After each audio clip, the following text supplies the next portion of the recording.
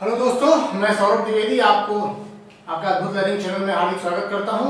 और हम लोग इकोनॉमिक्स के आर्थिक घटनाक्रम को आगे लेकर बढ़ रहे हैं और हमने अपने प्रीवियस के 2 वीडियोस में काफ़ी कुछ डिस्कस किया हुआ है। अब इसी फेज में हम लोग और विषयों की तरफ चल रहे हैं।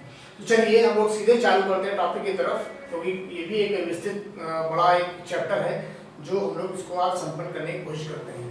ठीक है, चलिए नेक्स्ट आते हैं। अभी हाल ही में क्या किया गया है, एक पूर्वोत्तर नॉर्थ ईस्ट में क्या किया गया है, अभी हाल ही में एक नेचुरल गैस पाइपलाइन ग्रिड, क्या नेचुरल गैस पाइपलाइन ग्रिड बनाया गया है। और ये नेचुरल पाइपलाइन क्या करेगा, आपके पूर्वोत्तर के 8 राज्यों को कनेक्ट करेगा, 8 राज्यों को कनेक्ट करेगा। इसके लिए जो टोटल जो पाइपलाइन बनाया गया है, इसे इंद्रधनुष क्या कहा गया है, इंद्रधनुष। ठीक है, इंद्रधनुष गैस पाइपलाइन ग्रिड कहा गया है, इंद्रधनुष गैस पाइपलाइन ग्रिड कहा गया है।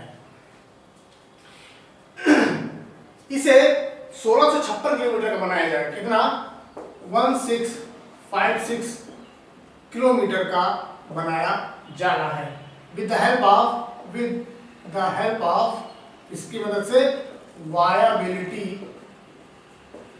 गैप फंडिंग VGF की मदद से। ठीक है, वायबिलिटी गैप फंडिंग की मदद से।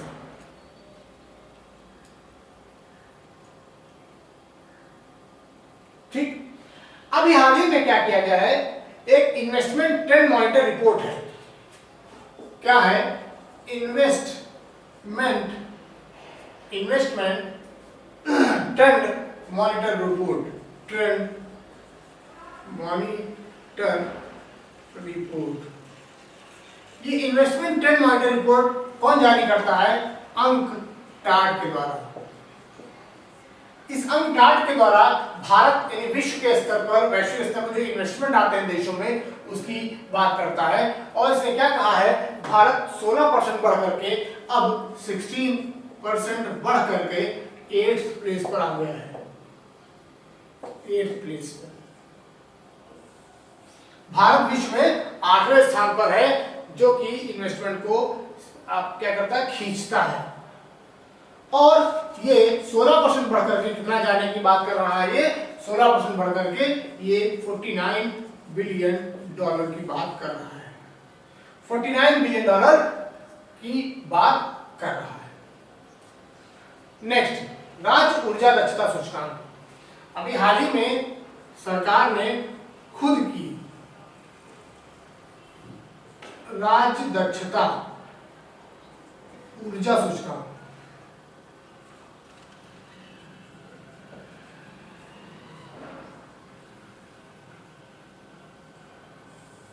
राज्य ऊर्जा दक्षता सूचकांक जिसे कहते हैं हम लोग, इसको उल्टा लिख दिया उन्होंने।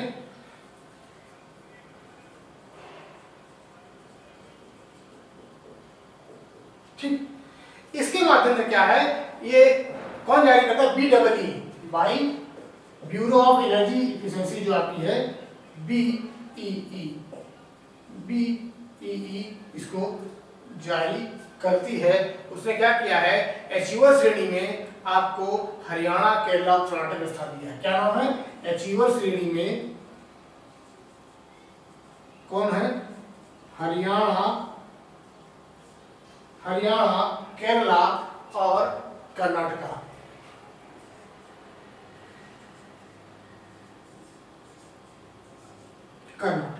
ये अचीवर जिन्होंने अचीव कर लिया है ऊर्जा दक्षता को, तो हरियाणा प्रथम, दूसरा केरला और तीसरा कर्नाटक है। नेक्स्ट है फॉर्च्यून, जो रिचेस्ट कंपनियों का एक समूह को निकालता है, लिस्ट निकालती है। इसमें रिलायंस को प्रथम, रिलायंस जो आपका समूह है उसको प्रथम स्थान मिला है। दूसरे स्थान पर आपके Indian oil companies, Indian IOCL को दिया गया है, और तीसरा है ONGC को। ठीक, ये 3 आपके फॉर्च्यून इंडिया के तहत देखे गए हैं जिन लिस्टिंग में। अगर इंडिया स्किल रिपोर्ट की बात करें तो उसमें इंडिया स्किल रिपोर्ट, इस बार राज्यों के लिए भी एक स्किल रिपोर्ट निकाली गई है, तो उसमें प्रथम स्थान हमारा किसका है? मुंबई का। ठीक, मुंबई स्किल में प्रथम स्थान पर है, यानी महाराष्ट्र दूसरा, महाराष्ट्र, और दूसरा स्थान है तमिलनाडु, और तीसरा स्थान है आपका यूपी। ठीक है, यहां पर स्किल देने में महाराष्ट्र नंबर 1, तमिलनाडु नंबर 2 और यूपी तीसरे स्थान पर है। ठीक है, ये जो बात की जा रही है वो रोजगार परक, यानी जो कहते हैं रोजगार मामलों में इसको देखा गया है। ठीक है, कैसे इसको कैटेगराइज किया गया है? रोजगार मामले में अगर रोजगार परक शहरों की बात करें, हम क्या बात करते हैं? रोजगार परक शहर, अगर सिटी की बात करें तो पहले स्थान पर मुंबई है और दूसरे स्थान पर हैदराबाद। ठीक है, रोजगार परक शहर की बात करें तो मुंबई और हैदराबाद है, और स्किल रिपोर्ट के अनुसार जो रोजगार मामलों में स्किल देते हैं वो महाराष्ट्र, तमिलनाडु, यूपी आता है। तो कंफ्यूज मत होइएगा, शहर बात करें तो मुंबई, हैदराबाद, और अगर रोजगार मामलों में स्किल की बात करें तो वो महाराष्ट्र, तमिलनाडु और उत्तर प्रदेश आते हैं। अगर विद्युत उत्पादन क्षमता की बात की जाए, चलिए नेक्स्ट आते हैं। वैश्विक स्तर पर विद्युत उत्पादन क्षमता, विद्युत उत्पादन क्षमता की बात करें तो सबसे पहले स्थान पर हमारा अमेरिका, चीन, फिर अमेरिका, चीन, दूसरा अमेरिका, और तीसरा आपका अपना देश भारत आता है वैश्विक उत्पादन क्षमता में विद्युत के लिए। इसे भारत जो है 3,63, देखिए 363,730 मेगावाट बिजली का उत्पादन करता है, मेगावाट का उत्पादन करता है। इसमें सबसे ज्यादा थर्मल, आइए हम बात कर लेते हैं, सबसे ज्यादा थर्मल, और भी थर्मल को कोल, लिग्नाइट, गैस, ऑयल, पहला थर्मल, इसको भी पार्ट ए में कोल 20, लिग्नाइट सी, गैस और ऑयल, गैस और डी ऑयल में डिवाइड किया हुआ है। सबसे ज्यादा कोल होता है 54.2,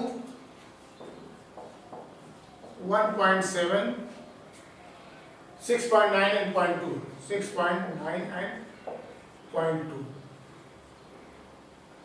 ठीक, ये अगर एक ही साथ रखा जाए लिग्नाइट, कोल तो ये हो जाता है आपका 55.9। ठीक है, ये हो गया आपका थर्मल। नेक्स्ट है हमारा हाइड्रो।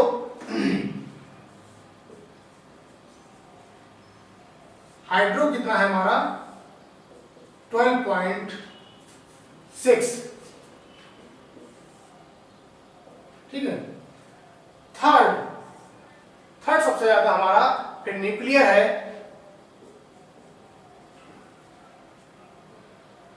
न्यूक्लियर कितना है? 1.9। उसके बाद रीन्यूएबल एनर्जी, रीन्यूएबल एनर्जी की बात करें तो ये कितना है? 20.7।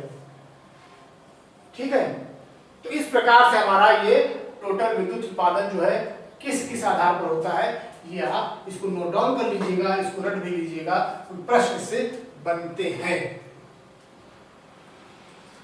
चलिए नेक्स्ट आते हैं।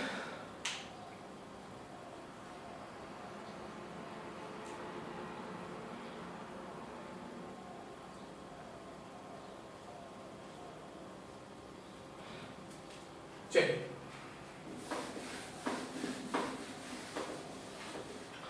अभी हाल ही में गवर्नमेंट ने क्या किया है, एक भारत बॉन्ड को मंजूरी दी है। क्या नाम है? Bharat bond.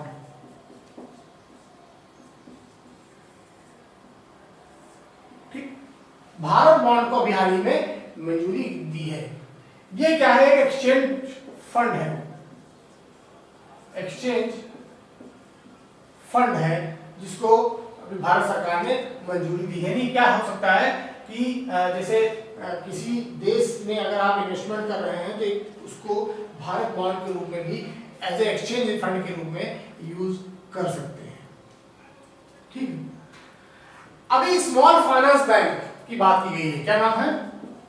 Small finance bank की बात की गई है, यानी ऐसे छोटे छोटे फाइनेंशियल बैंक खोलने की बात की गई है जिसमें लाइसेंस के लिए अभी कहा गया है। क्या कहा गया? लाइसेंस दिया जाएगा। कब दिया जाएगा? इसको कहा गया 5 दिसंबर 2019 को ऐसा कहा गया है। जब हम लोग स्मॉल फाइनेंस बैंक की बात करते हैं तो उसमें मिनिमम कैपिटल को 200 करोड़ रुपए रखे गए हैं। क्या कहा गया है? 200 करोड़ रुपए, मिनिमम 200 करोड़ रुपए चाहिए। अगर somebody wants to open a small finance bank, then he or she required that 200 crore as an initial investment. अगर कोई प्राइमरी शहरी कोऑपरेटिव बैंक खोलना चाहता है तो उसके लिए 100 करोड़ रुपए इनिशियल अमाउंट की आवश्यकता होती है। लेकिन इसे अगले 5 सालों में, अगले नेक्स्ट 5 ईयर में 200 करोड़ करना पड़ेगा। नेक्स्ट 5 ईयर में 200 करोड़ में बदलना पड़ेगा।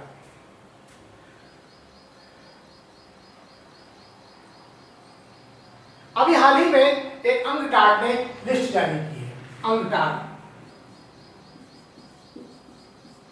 जो संयुक्त राष्ट्र की एक संस्था है, उसने क्या किया है? बिजनेस टू कंज्यूमर, इसे B2C कहते हैं।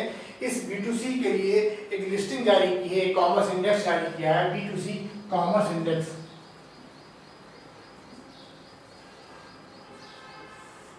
इसमें लगभग 152 देशों को लिया गया था, 152 देशों को लिया गया है। इसमें भारत कहां पर है? B2C जो कंज्यूमर इंडेक्स है, इसमें भारत का जो स्थान है वो है 73।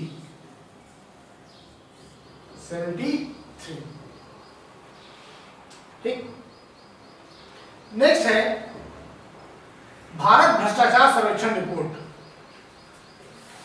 हाल ही में भारत ने एक भ्रष्टाचार सर्वेक्षण रिपोर्ट जारी की है, भारत भ्रष्टाचार सर्वेक्षण रिपोर्ट। ये भारत भ्रष्टाचार सर्वेक्षण रिपोर्ट किसके द्वारा जारी की गई है? ट्रांसपेरेंसी इंटरनेशनल और लोकल सर्किल द्वारा। Local circle plus transparency international. ठीक, इसके द्वारा इसको जारी किया गया है। अब जब जारी किया गया है तो सबसे कम भ्रष्ट स्टेट, सबसे कम भ्रष्ट राज्य कौन सा है? पहले स्थान पर केरल और दूसरे स्थान पर गोवा। ठीक, यानी राज्यों के लिए है, भारत सरकार ने खुद क्या किया है कि एक local circle of Transparency International मिल करके जारी करते हैं, केरल और गोवा को सबसे कम भ्रष्ट राज्य माना है।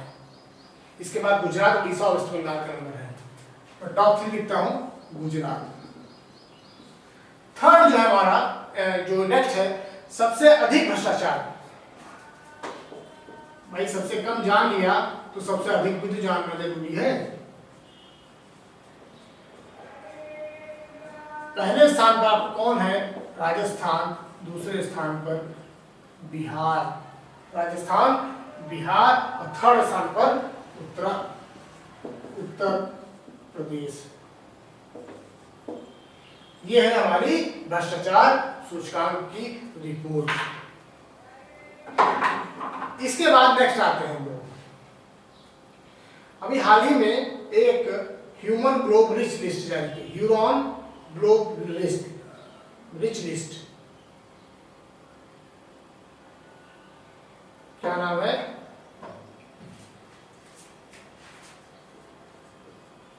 Human globe rich list. ये इसमें जेफ बेजोस को प्रथम स्थान दिया गया। किसको? जेफ बेजोस फर्स्ट स्थान दिया गया है। दूसरे हैं बर्नार्ड असॉल्ट और तीसरे हैं बिल गेट्स।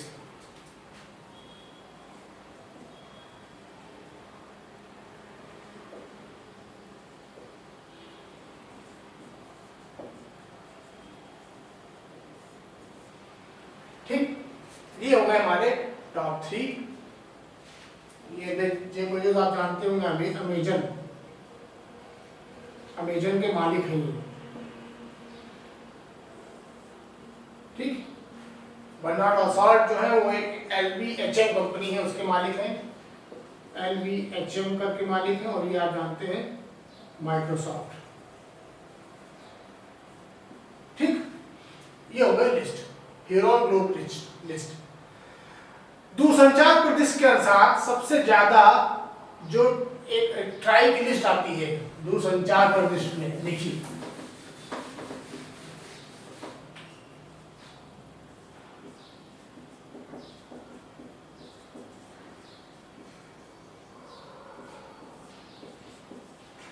ट्राई के अनुसार सबसे ज्यादा जो हाईएस्ट जो दूरसंचार हमारा जो रीचेबिलिटी है उसमें दिल्ली नंबर 1 है।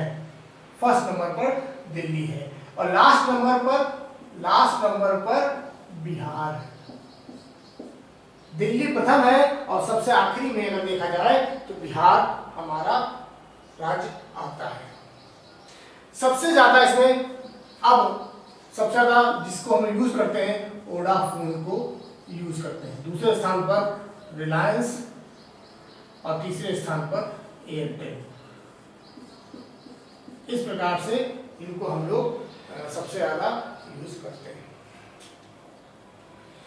नेक्स्ट आते हैं ईज ऑफ डूइंग बिजनेस।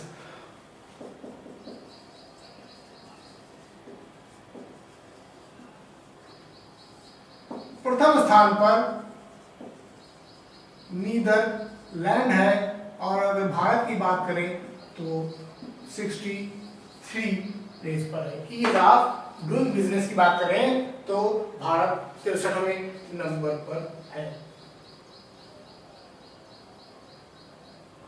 अभी हाल ही में क्या किया गया है, साउथ एशिया की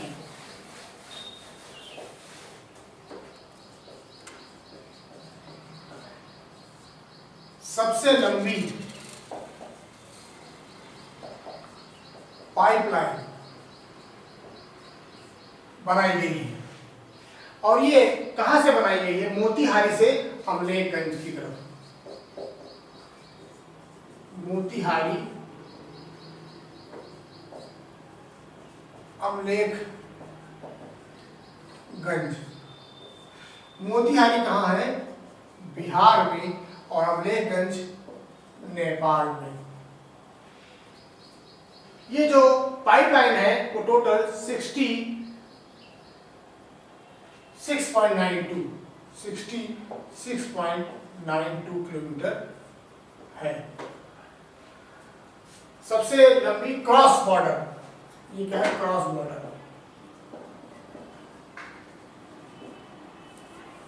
सबसे प्रथम पाइपलाइन क्रॉस बॉर्डर अमलेखगंज से लेकर मोतिहारी तक है, जो 33 किलोमीटर आपके मोतिहारी से गुजरती है और 36.92 किलोमीटर आपके नेपाल में गुजरती है। ये हो गया आपका साउथ एशिया की क्रॉस बॉर्डर पाइपलाइन की व्यवस्था, जो मोतिहारी से अमलेखगंज को जाती है। अगर ग्लोबल हंगर इंडेक्स की बात करें, हंगर इंडेक्स की बात करें तो भारत 102 प्लेस पर मौजूद है। 102वें स्थान पर भारत वैश्विक भुखमरी में है, वैश्विक भुखमरी।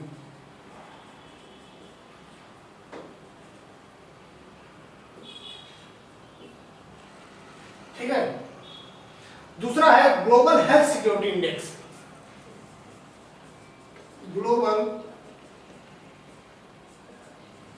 हेल्थ सिक्योरिटी इंडेक्स की बात करें, अगर स्वास्थ्य वैश्विक जो स्वास्थ्य सिक्योरिटी इंडेक्स की बात करें तो भारत 57वें नंबर पर है। कहां पर है? 57th प्लेस पर। ठीक है। नेक्स्ट है, बात करते हैं मिनिमम सपोर्ट प्राइस की। चलिए, मिनिमम सपोर्ट प्राइस,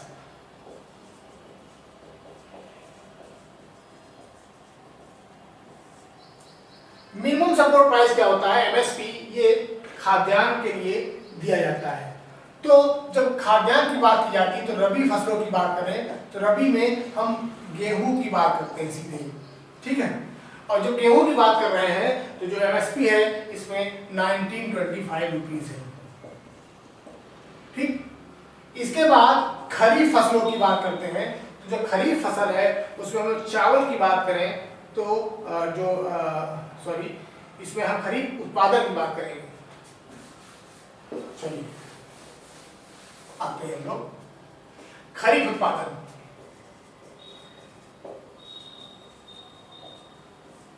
अब ये खरीफ क्या है, रबी क्या है, ये क्या होता है? फसलों के पूरे वर्ष के उत्पादन की प्रक्रिया में रबी, खरीफ और जायद में इसको डिवाइड किया गया है। रबी, खरीफ और जायद में इसको डिवाइड किया गया है। किसमें किसमें? रबी, खरीफ और जायद। ठीक है। तो उसी प्रक्रिया में खरीफ उत्पादन की जब हम लोग बात करते हैं तो आइए देखते हैं। इसमें सबसे ज्यादा जो टोटल प्रोडक्शन हुआ है, total production 140 plus 57 million ton. इसका उत्पादन हुआ है और उसमें भी सबसे ज्यादा चावल, जो कि 100.35 का उत्पादन हुआ है। ठीक है।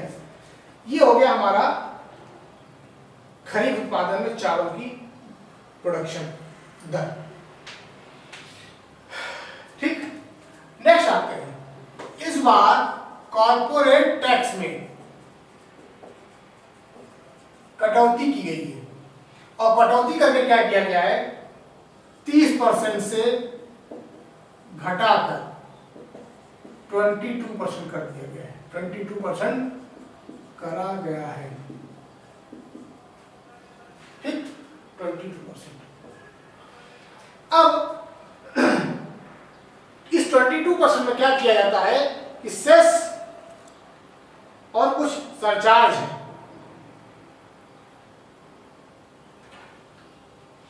सेस और सरचार्ज को मिला करके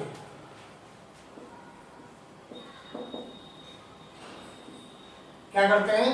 सेस प्लस सरचार्ज को जो मिलाया जाता है तो बढ़ करके क्या होता है? बढ़कर 25.1 30.17% हो जाता है।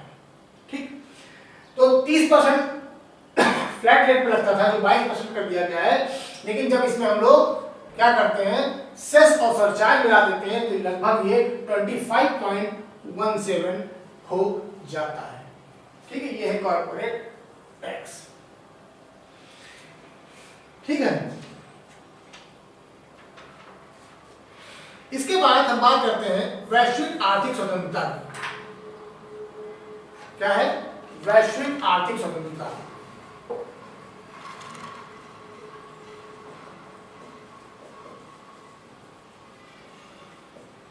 जब वैश्विक आर्थिक स्वतंत्रता की बात करते हैं, जिसे फ्रेजर इंस्टीट्यूट और सेंटर फॉर सिविल सोसाइटी कौन जारी करता है?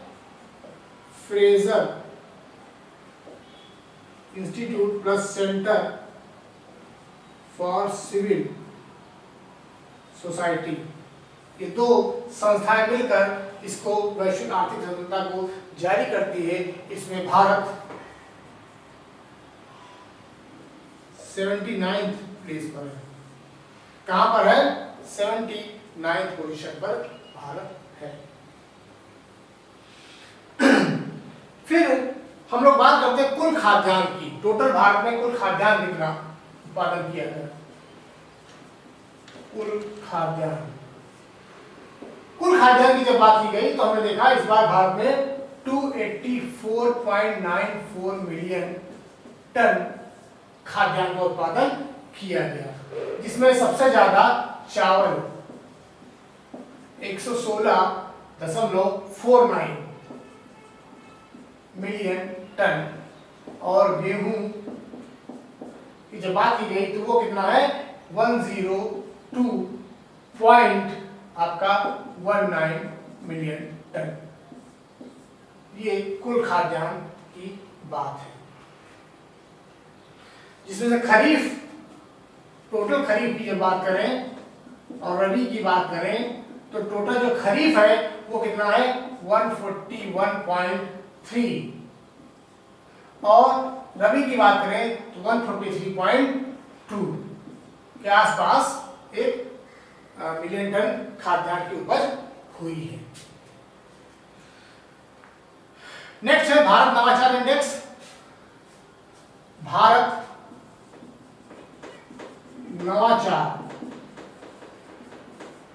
नवाचार इंडेक्स, ये भारत ने खुद अपने ही देश में एक नवाचार इंडेक्स निकाला है।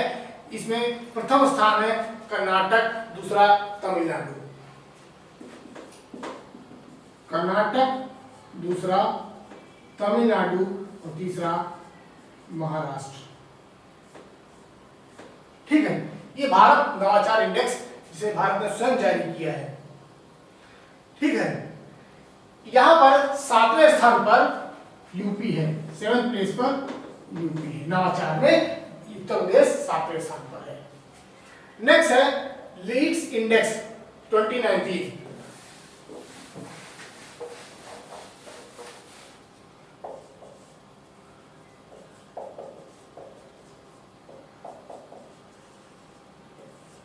एक ये लॉजिस्टिक्स पे बेस्ड है। लॉजिस्टिक्स के बेस पे ऊपर एक लीड्स इंडेक्स निकाला जाता है, और इसमें पहले स्थान पर है हमारा गुजरात। कौन है? गुजरात है, दूसरा पंजाब और तीसरा आंध्र प्रदेश। पंजाब और तीसरा आंध्र प्रदेश। ये लीड्स इंडेक्स है जो कि logistics is across different states के नाम से, लॉजिस्टिक्स इज स्टेट्स इंडेक्स। ठीक, नेक्स्ट है आपका फिशरी प्रोडक्शन की बात करते हैं। फिशरी जो मछली उत्पादन है, अगर मछली उत्पादन की बात करें तो इसमें दो तरीके से हम उत्पादन करते हैं, एक इनर और दूसरा है ओशियानिक। समुद्री और इनर जो लीवर होती है उसको मछली उत्पादन में देखा जाता है। तो इस प्रकार इस बार 8.9 और 3.69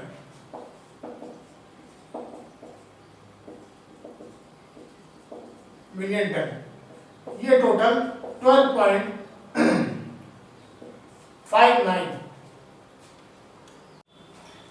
तो दोस्तों हम लोग ब्रांड फाइनेंस नेशन रैंकिंग की बात कर रहे थे।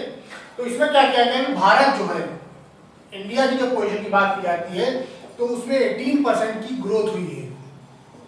और इस ग्रोथ के साथ जो इसकी वैल्यू है, ब्रांड वैल्यू, कितना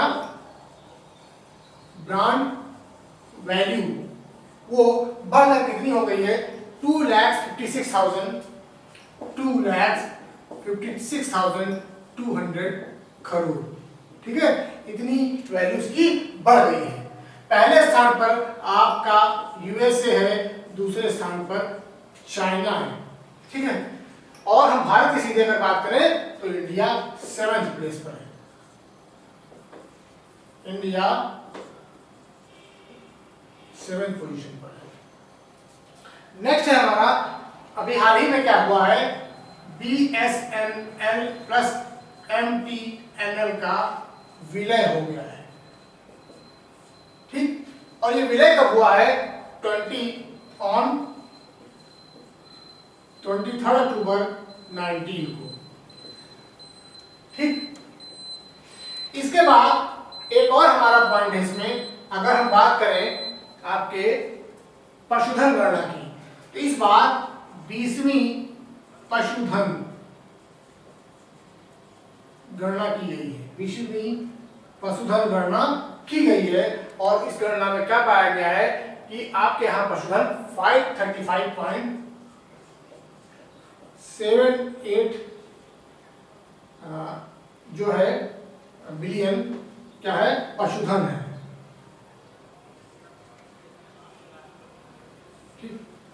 और अगर इसी में हम बात करें पोल्ट्री की, जो मुर्गी पालन या इस तरीके की एक्टिविटी होती है, उसमें भी कितना हुआ है, 534.74 बिलियन की टोटल हमारे यहाँ इतना पोल्ट्री है। ठीक है, सॉरी मिलियन। ये हो गई हमारी पशुधन गणना की एक बात। ठीक, तो ये हमारा भी आज इकोनॉमी का एक काफी बृहद पोर्शन था जो हमने यहाँ कंप्लीट किया है। इसके बाद हमारा ये फॉरेस्ट रिपोर्ट बाकी है और उत्तर प्रदेश के स्पेशल को भी हम एक लेक्चर में जरूर कवर करेंगे। तो हमारे साथ बने रहिए आप और वीडियो को लाइक, सब्सक्राइब एंड शेयर जरूर कीजिए। Thank you.